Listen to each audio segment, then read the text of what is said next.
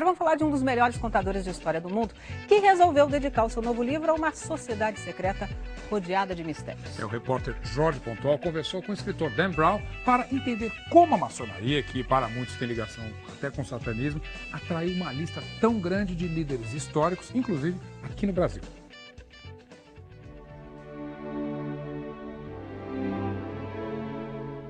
O mistério da maçonaria é o principal ingrediente do novo sucesso do escritor Dan Brown, O Símbolo Perdido. O autor do mega sucesso O Código da Vinci contou ao Fantástico que no livro anterior ele pergunta o que aconteceria se Jesus não fosse divino, mas apenas um profeta. No novo romance, a questão é se o ser humano teria poderes divinos, uma ideia que, segundo ele, vem da maçonaria. Toda a trama, cheia de peripécias, perseguições e surpresas, se passa num domingo à noite em Washington, a capital americana, uma cidade cheia de símbolos da maçonaria. Alguns são bem evidentes, como o obelisco, símbolo da divindade, encimado por uma pirâmide que representa a evolução do ser humano. A influência dos maçons se refletiu na criação da Biblioteca do Congresso Americano, hoje a maior do mundo. Um dos momentos mais emocionantes do livro é quando os heróis entram aqui no salão de leitura da Biblioteca do Congresso Americano, descrito como o salão mais bonito do mundo. Eles estão fugindo de uma equipe da SWAT e se escondem entrando por esta porta. A República Americana foi criada por um grupo de maçons, entre eles Benjamin Franklin, John Adams e o primeiro presidente George Washington.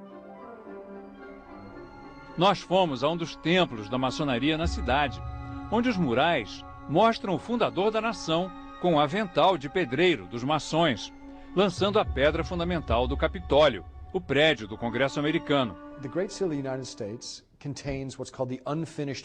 Dan Brown lembra que o símbolo mais sagrado da nação, que está nas notas de dólar, é a pirâmide da maçonaria, encimada por um olho, que simboliza a sabedoria. Segundo o escritor, a pirâmide, incompleta, sem o vértice, é um símbolo de que o ser humano e o país nunca estão prontos, sempre podem se aperfeiçoar.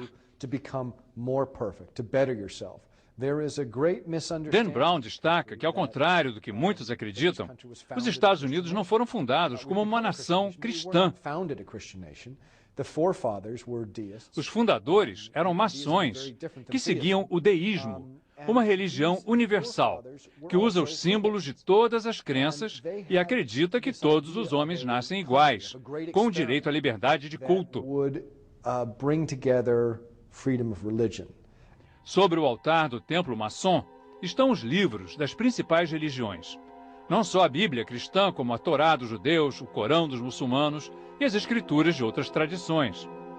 O salão deste templo, na capital americana, é o cenário da cena final do livro de Dan Brown e certamente será recriado com muito mais colorido quando o filme for feito. O templo é exatamente como Dan Brown descreve. Ali no fundo, o trono, onde se senta o grande comandante soberano da ordem. Aqui, o altar, em torno do qual se realizam os rituais secretos. Mas os maçons negam que o iniciado tenha que tomar sangue de uma caveira, como Dan Brown conta no livro. Segundo eles, isso é só imaginação do autor. O escritor diz que, na verdade, os maçons usam vinho em vez de sangue, mas insiste que a caveira é usada no ritual da quinta libação, descrito num livro por um dos primeiros presidentes dos Estados Unidos, John Adams. O templo é a sede do rito escocês da maçonaria, uma corrente fundada nos Estados Unidos, a qual pertenceram 15 presidentes americanos. O último foi Gerald Ford, nos anos 70. Os líderes são mestres no grau máximo, 33. Segundo Dan Brown, esse é um número místico, a idade de Cristo ao ser crucificado e o número de vértebras da nossa coluna vertebral. Muitos, em especial os fundamentalistas cristãos, atacam a maçonaria como um culto satânico.